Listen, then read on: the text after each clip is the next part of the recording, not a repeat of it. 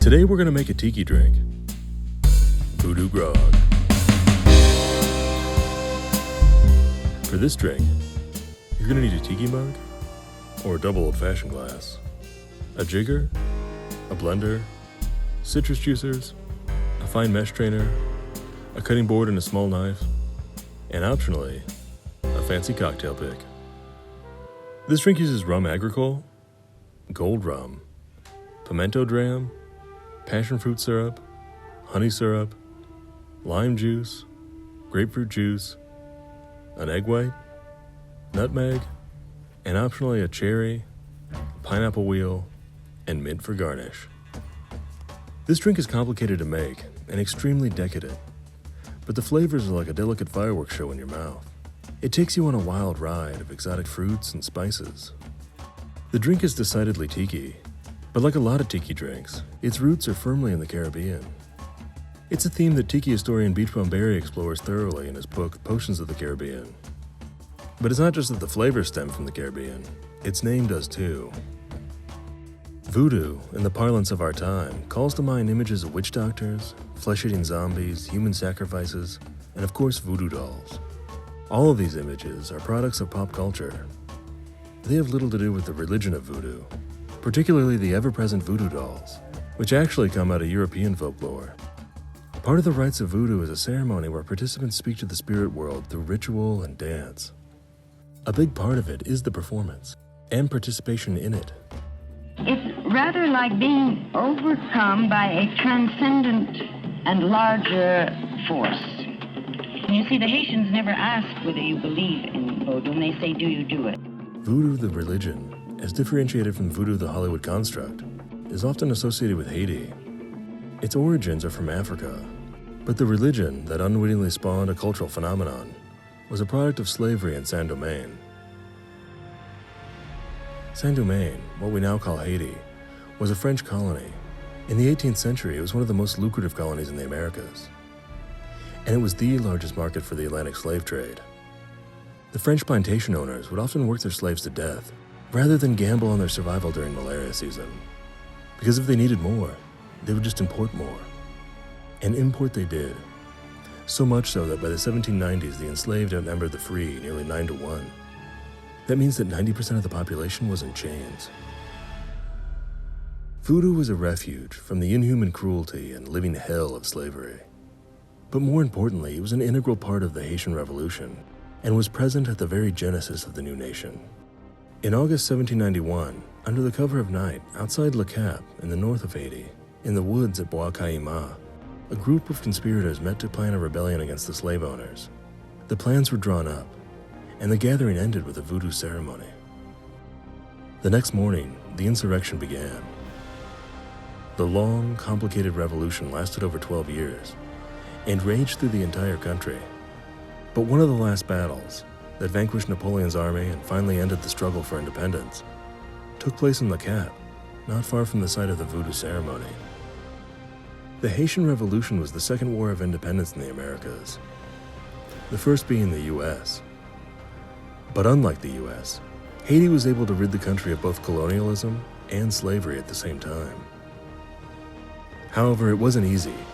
Slavery proved to be extremely hard to banish.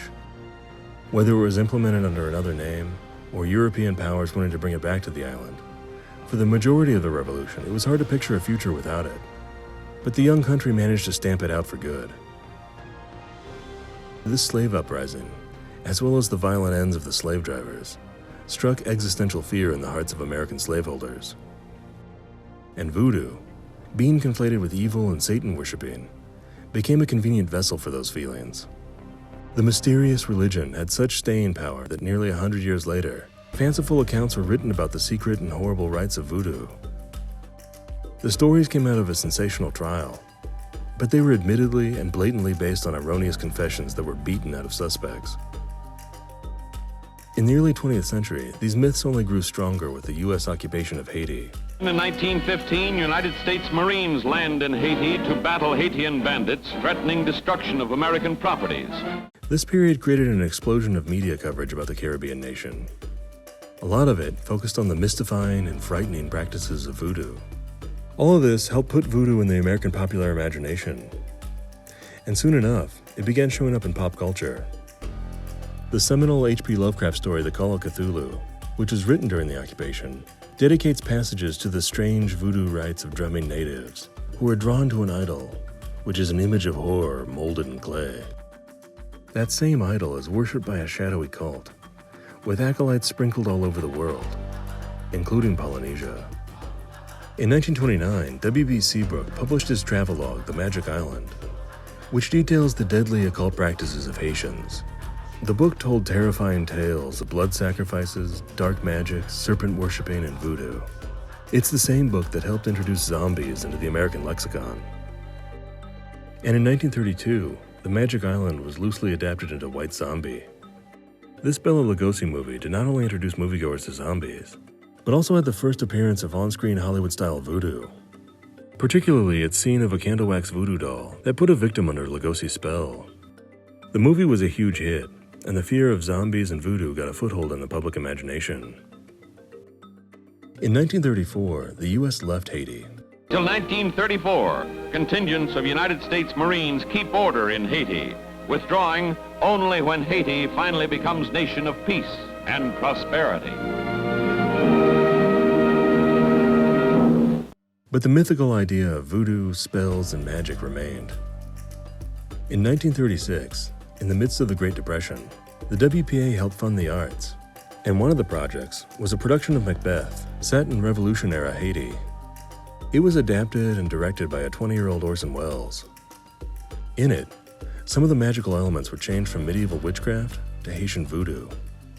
In fact, the play was dubbed Voodoo Macbeth in the papers. The production was a hit. They had to close down 10 blocks for the opening night because people were filling the streets clamoring to get inside. Every show was standing room only. It toured the country for 6 months and had an offer to bring the show to London. It wasn't just a hit with the public. It also got mostly favorable reviews. Mostly. Everybody seemed to like the show. Critics were very kind to us, except for Mr. Percy Hammond. This critic became part of the show's legend, one that Welles delighted in telling. He did write a notice in which he said that Negroes should never be allowed to play anything except Negro subjects, which went down, of course, very badly up in Harlem.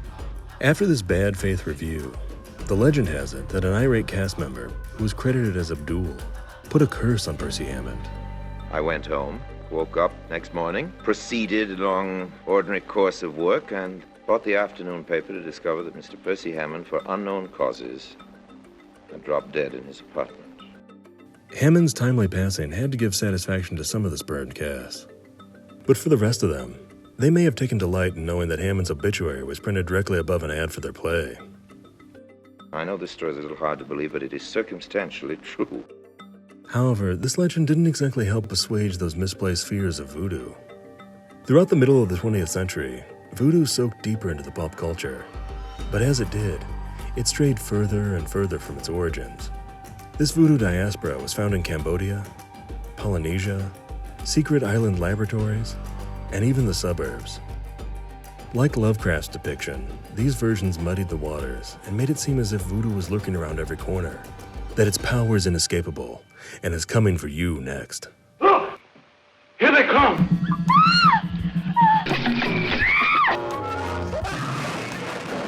But by the 60s, voodoo had started to become more of a punchline than an anxiety. You remind me of a blind date I had once. And after 1968, the zombie began to take pole position in the popular consciousness. What were once the buddy cops of horror cinema, zombies and voodoo began to drift apart. And after the Night of the Living Dead, zombies started being unleashed on the public by other means, and were more often completely untethered from voodoo. Zombies, of course, flourished after that, and voodoo mostly faded into the background. But this era of pop culture voodoo was paralleled by another zeitgeist, Tiki culture. Like the voodoo of the movies, Tiki was influenced by several sources, including island nation religions, and it took on a life all of its own. Tiki culture was invented by Ernest Raymond Beaumont Gant, better known as Don Beach. Inspired by his 20th century sailing voyages of the Caribbean, South America, Africa, Southeast Asia, and Polynesia, Don opened a bar in Hollywood that would celebrate his eclectic travels and bring a small taste of them back home. Despite being in the middle of the Depression, his bar was an overnight success. And in 1934, he invented a drink that would become his signature cocktail for decades, the Zombie. I see you at least mix an excellent drink. What is it? Its strength was legendary, but its ingredients were a mystery. Vic Bergeron, a Bay Area bar owner, was introduced to Don's bar in the late 30s. He was blown away by it. He immediately ran back up to Oakland and retooled his bar to be more like Don's. Hinky Dinks became Trader Vic's. Don already had some imitators, but Vic ratcheted Tiki up a notch. He introduced Tiki mugs, innovated shared punch bowls, and was a big proponent of franchising. He opened his bars all over the country, and eventually the world. Vic was able to import several of Don's drinks. He could never crack the code on the Zombie, but he was able to create a voodoo-themed drink that was surprisingly similar to Don's multi-layered and overly complex style. Beachbum Berry places the drink's creation as somewhere in the mid-50s, which was still in the heyday of voodoo mania. The drink seems like a combination of both Don's Navy Grog and Vic's Navy Grog. They both split the sour between lime and grapefruit, but Don's version uses honey as a sweetener, and Vic's uses Pimento Dram. Vic's Navy Grog was the drink that Beachbum Berry was trying to reproduce with his drink, the Ancient Mariner. And when I make it, I like to make it look like the third act of the Call of Cthulhu, where the Mariner is sailing perilously close to the Ancient One. The Voodoo Grog brings both of these Navy Grogs together, but spices it up further with some passion fruit, nutmeg, and egg white. Because of the creamy texture of the egg white, it's usually best to drink this one without a straw. The drink was originally served at Trader Vic's in a special glass known as a voodoo tumbler. This glass is really rare, so of course it's a highly coveted item in the world of tiki collectors. In lieu of the tumbler, I like serving this one in a tiki mug, one that fits the theme of the drink. This one, the Bone Collector mug from the Chicago Tiki Bar 3 Dots and a Dash, gives off a strong vibe of mid-century Hollywood-style voodoo. But if you don't have a mug, just serve it in an old-fashioned glass. The recipe for this drink was cracked by Beachbum Berry. The drink appears in Trader Vic's Bartender's Guide from 1972, but it's only a partial recipe.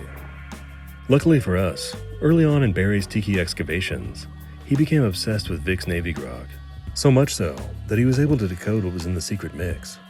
Berry figured out that it was equal parts lime, grapefruit, and pimento dram. The measurement of pimento dram is a little overwhelming in this recipe. It's super dominant. As with most recipes that call for pimento dram, a little goes a long way, and I usually tend to dial it down a touch. However, when I first made the drink, I accidentally switched the measurements of passion fruit and pimento dram. So I poured a 3/4 ounce of passion fruit and half an ounce of pimento. But I liked it better than the original measurements. And now I make that mistake every time. Because to me, it creates a much better balance, and I get a better sense of the other ingredients in the drink. This list of ingredients could seem a little daunting at first, but an easy way to keep it in mind is that the measurements of sweeteners, the passion, pimento, and honey, equal the measurements of citrus. And this works whether you make it Vic's way or the distinguished way. I always use honey syrup in this one instead of straight up honey, but it's 3-to-1 honey to water, so it's pretty concentrated. But it's still pliable enough not to get glued up on the walls of your blender. Also, instead of using the specified gold Puerto Rican rum, I swap in an aged Haitian Rhum. It just seemed more appropriate.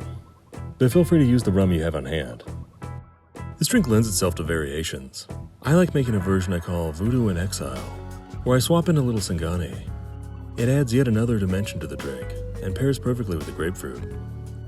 In lieu of that, a heavy pour of a Muscatel Pisco will get you in the ballpark. Either way, it'll still work with the name, which is a reference to Simon Bolivar. But that's for another video. Most tiki drink recipes call for them to be made in a blender, but oftentimes if they're served over crushed ice, the home bartender can get away with just shaking the drink. In this case, however, you're really going to want to use a blender and the exact amount of ice. The cup of crushed ice liquefies in the blender, the egg white froths it all up, and the result is an extremely creamy drink. If you're really desperate to make this one and you don't have a blender, you can try pulverizing the ice into something resembling Hawaiian-shaped ice, and then shake the living hell out of it. But after doing all that, you're going to need a lot more than one drink to take care of your torn rotator cuff. The traditional garnish for this drink is a pineapple stick and a mint sprig. I opted to switch it up a bit by swapping in a dried pineapple wheel, adding a fresh cherry, and spearing it on a cocktail pick featuring a brightly colored skull. This fresh cherry adds a nice touch of color, and it also looks like a little chicken heart. But keep in mind that unlike a maraschino cherry, there's a pit in the center of this one. Before I get started, I like to cut, squeeze, strain, and bottle my citrus juices. That way it's easier to pour when it comes time to measure. Then prep your garnish. Pull the stem off the cherry, spear your pineapple wheel and cherry onto your cocktail pick, and set it aside. Next, beat up some ice. Add ice cubes to the Lewis bag and roll it up. If you don't have a Lewis bag, you can use a bar towel. Just fold it up so the ice can't escape. With the Lewis bag rolled, crush it like Napoleon's dreams of recolonizing Haiti. Then measure out 8 ounces of crushed ice and set it aside. Next, prep your mug. Whack the rim with a mint sprig to release some oils and help give it that great aroma. Fill your mug with crushed ice and set it aside. Then measure out 1 ounce of both Martinique and Gold rum. Add those to the blender. Measure a 3/4 ounce of lime juice, white grapefruit juice, and passion fruit syrup. Add all those to the blender. Then it's just 1/2 ounce of Pimento Dram and 1/4 ounce of honey syrup. Add those to the blender. Next, we're going to crack open our egg and roll it back and forth to separate the white from the yolk. I like to do this over a shaker tin or a little bowl in case I screw it all up. If you're using pasteurized egg white, just measure out 1 ounce. Plop that into the blender, add the ice from your mug, pop on the top, and blend it on high for about 20 seconds. Then pour your drink into your mug. Work in your mint, pineapple, and cherry, and grate some fresh nutmeg on top. You're going to want that spicy aroma with a little mint in the background to be the first impression of the drink when you go to take a sip. And there you have it, a drink that'll put you under its spell. Voodoo Grog. Akole Maluna. My South American variation on this drink, Voodoo in Exile, is available as a bonus video on Patreon. Please support this channel on Patreon, where you can unlock exclusive videos and other content. Click here to subscribe and check out some other videos on the channel. For links to books, bar supplies, and more, as well as the printed recipe, check out the description below.